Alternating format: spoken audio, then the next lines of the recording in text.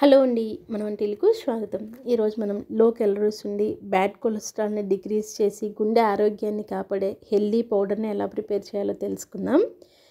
ఈ పౌడర్ కోసం నేను 1/2 kg బీట్రూట్ని తీసుకుని పీల్ చేసుకున్నానండి. ఈ పీల్ చేసుకున్న బీట్రూట్ను వాటర్లో వేసుకుని శుభ్రంగా వాష్ చేసుకోవాలి. ఇలా కడిగిన బీట్రూట్ను గ్రేటర్ని యూజ్ చేసి గ్రేట్ చేసుకోవాలి. గ్రేట్ చేసుకున్న బీట్రూట్ను మనం ఎండలో ఒక 3 నుంచి 4 రోజులు శుభ్రంగా ఆరబెట్టుకోవాలండి. ఈ బీట్రూట్లో ఉన్న వాటర్ అంతా ఎవాపరేట్ అయిపోయి క్రిస్పీగా అయ్యేంత వరకు మనం ఆరనివ్వాలి.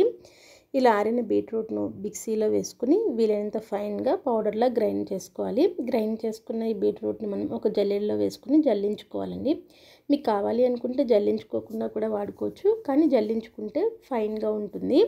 జల్లెడ పైన ఉన్న బీట్రూట్ని మరలా మిక్సీ జార్లో వేసుకుని ఫైన్గా గ్రైండ్ చేసుకోవాలి. ఇలా ఫైన్గా గ్రైండ్ చేసుకున్న బీట్రూట్ పౌడర్ను ఒక ఎయిర్ టైట్ కంటైనర్లో స్టోర్ చేసుకుంటే 1 year వరకు ఫ్రెష్గా ఉంటుందండి.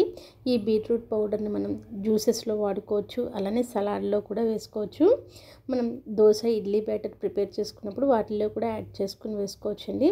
అదేవిధంగా మనం చపాతీకి డో ప్రిపేర్ చేసుకుంటాం కదా, అందులో కూడా 1 పౌడర్ని యాడ్ చేసుకోవచ్చు.